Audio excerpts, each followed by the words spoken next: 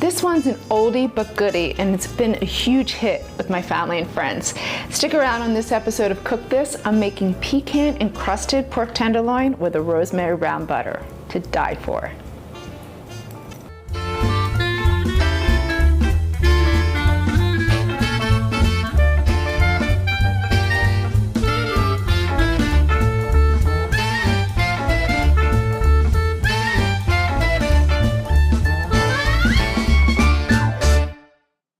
Hey guys, I'm Shereen. So today it's all about pork, and I'm gonna wrap it in pecans. So same way you would bread chicken cutlets, we're gonna do it the same way: flour, egg wash, and chopped pecans. This is so yummy, and I'm gonna finish it with a rosemary brown butter. I make this any night of the week. It's really easy. So all I'm doing right now is trimming my pork. All right, so when you trim the pork tenderloin, so even though you buy it and you think it's trimmed, you really need to trim it as well, because see all this? This is silver skin. You just want to remove that. So just go in with your boning knife, just like that, and then you want to cut upwards. See that? You're holding your knife upwards. That way, you're just removing the silver skin and you're not removing the actual pork itself. See that? Silver skin, no pork. So I'm just going to clean this up before we wrap it around some delicious nutty pecans. My pork is nice and trimmed.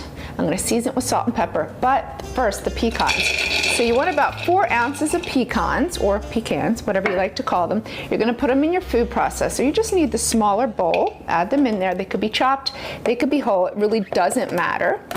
Then we're just going to, we don't wanna make pecan butter. If you whip it too long, it'll turn into butter. We just want to chop it till it's finely ground. Okay, nice and finely ground. That way it coats our pork nice and evenly. I'm going to pop it into our bowl. So I like to use shallow bowls, obviously that are rimmed.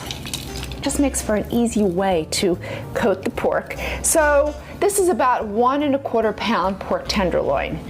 If it's really long, mine's actually pretty short, but fatter. If you have the long ones, you can cut it in half. It just fits better when we go to saute in the pan.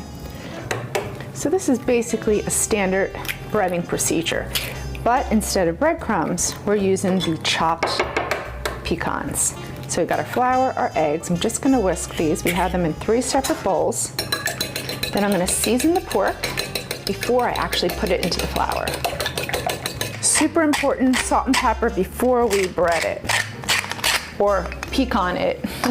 you get what I mean. All right, this is where it's going to get its best flavor. So my pecans have salt. I always like to use salted nuts versus unsalted.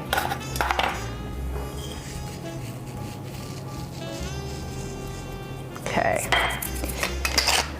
it's a thick piece of pork, so you want to make sure you get all that seasoning in there. All right, in it goes to the flour. So we're just going to coat it. So this is the time you can get your kids, get them in the kitchen. They totally can help do this. And when I found that when Isabella's in the kitchen, she's helping me, she wants to eat it because she feels like she was a part of it. So that's always a good thing. All right, shake off the excess. This is pretty standard. We all made chicken cutlets, right? That's sort of my staple every week. I always have chicken cutlets. This is just a nice way to switch it up. Strip off your excess. And this is great because my father-in-law, he's been making chicken cutlets for himself and also coating fish. This is also another beautiful way to coat fish. Same mixture with the pecans. You can use breadcrumbs, you could use panko, but this is nice that I'm gonna have him watch this show so he knows how to do it. He's been asking me how to do it. Alrighty, so I'm just gonna put this on our plate. So here's a great tip. You could do this in the morning, wrap it in saran wrap, put it in the fridge. The beauty about doing it ahead is it helps prevent the crust from cracking. That way when you come home from work, you get it in a skillet. We're gonna brown it and then finish it in the oven for about 15 minutes. You can have dinner in 20 minutes, easy breezy. Pan is heated, so first we're gonna sear it in the pan. That way we get a golden crust all the way around. My oven's heated at 400 degrees. And that's the sound you want. All right, it's beautifully brown on both sides. I was actually managed to get both sides. Sometimes 4 sides, sometimes 2 sides. You just want to get that nice golden crust and into the oven. About 15 minutes until it's cooked medium well. Pork is done. So just a little tip. I am so guilty of this. Your mitt or your towel right over the handle, that way you don't burn yourself. I can't tell you how many times I've went and touched the handle and wow, was that hot. I'm gonna let this rest while we make the rosemary brown butter. So see all these little delicious good bits in the bottom? We want them. They're gonna add great flavor to the butter. So you want some rosemary, so about 2 to 3 sprigs of rosemary. Just remove the needles, and a good little tip. Hold it from the top, pinch, and pull. Boom. That easy. I love rosemary. Such a distinct, beautiful flavor. And then a butter. So don't be afraid. It may look like a lot, but it's okay. Everything in moderation. I'm gonna melt the butter, just brown it just a little bit on a low heat. By the time this is done, our pork will be ready. And you can't forget, this is an unsalted butter, so you have to season with some salt. All right, so I'm gonna just get these into rounds, put it on my platter, and then we're gonna pour the rosemary brown butter right over top.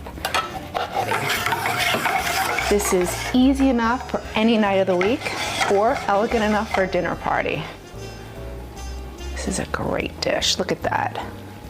Serve it family style, you could serve it individually. Ha ha ha ha ha. This is good stuff. For the recipe, go to the newspaper's website, or for more of my fresh and easy recipes, check out tweetneats.com. Enjoy.